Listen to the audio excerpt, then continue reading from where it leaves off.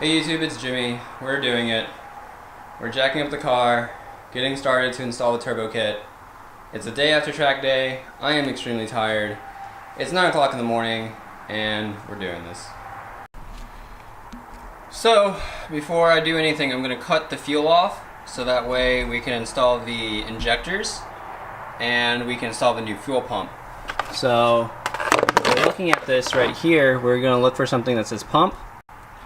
And that is this socket right here, F pump, for the fuel pump. And it's going to be this fuse right here, F2. Because this is the main, that's the pump. So then you can get your removal tool right here. Pick that up, or here's this side. And then pull. If it wants to, once that. So we got the fuse pump removed, and now we're just going to start the engine, and then it's going to start, and then it's going to stop once it's run out of fuel, and that depressurizes everything. So in here, neutral.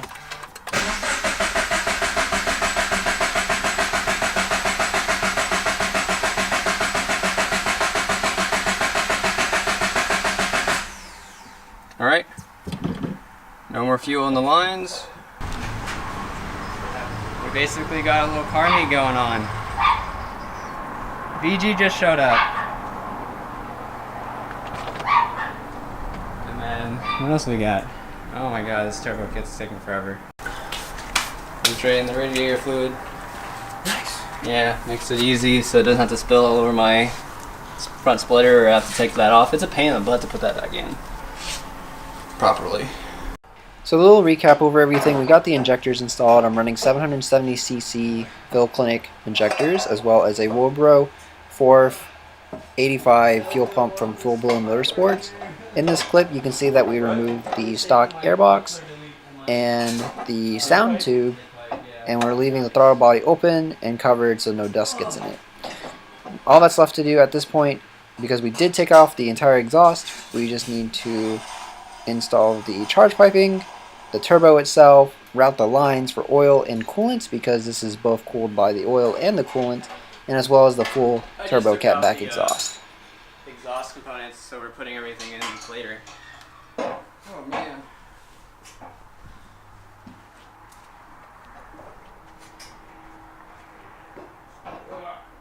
Hey, do you have like penetrating oil or something? Yeah, PB Blaster. It's like, these are all rusted together. I know, right? Alright, so it's been a couple of days since the whole entire little car meet install video, or the last segment that you guys are watching up until now. We have the turbo kit installed, but I'm running into issues with the headlight. We'll go underneath the car and I'll show you how the turbo sits on the car, because this is a different turbo kit than a lot of other people are used to. Let's go down. So we're underneath the car, and you can see the turbo kit is, the turbo's right there. So it swings above, sits, let me scoot up. So this is where the turbo kit is, that's where the intake is, that goes above the steering rack.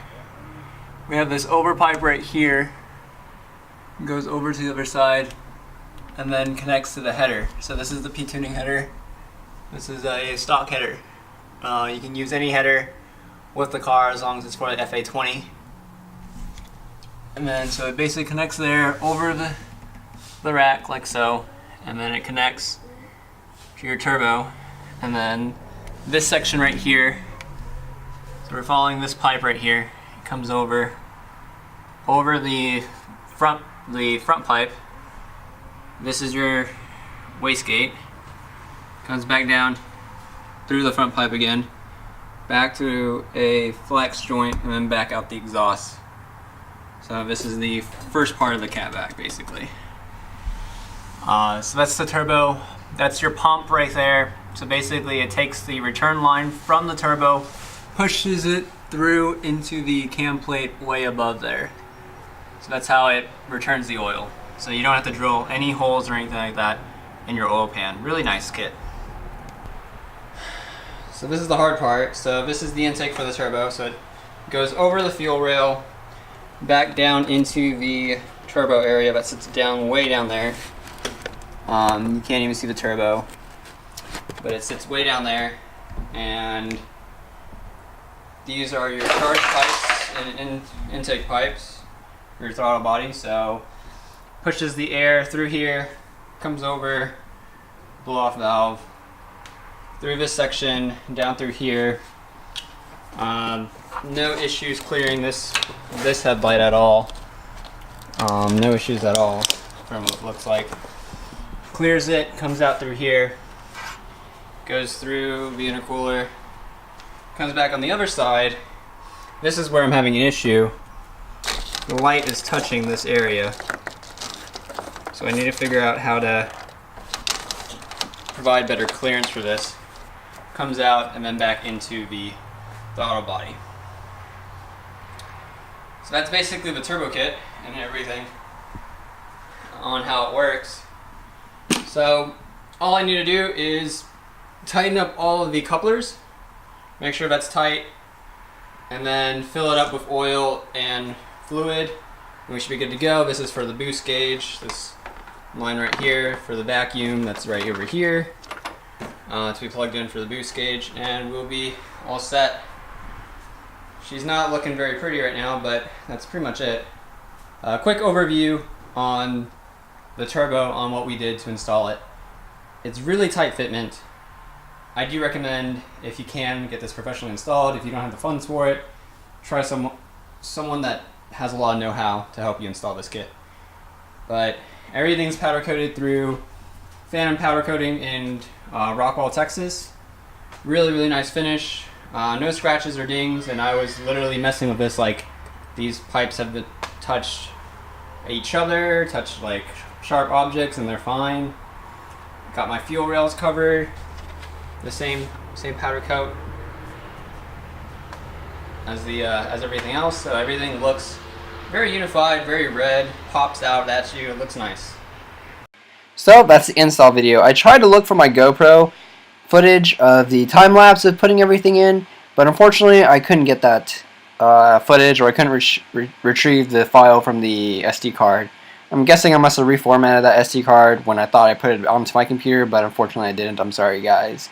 But aside from that, it was mainly just taking off the old exhaust, putting in all the new stuff. The whole entire car is fully V-band except for one gasket that is from the header to the overpipe that connects to the turbo itself.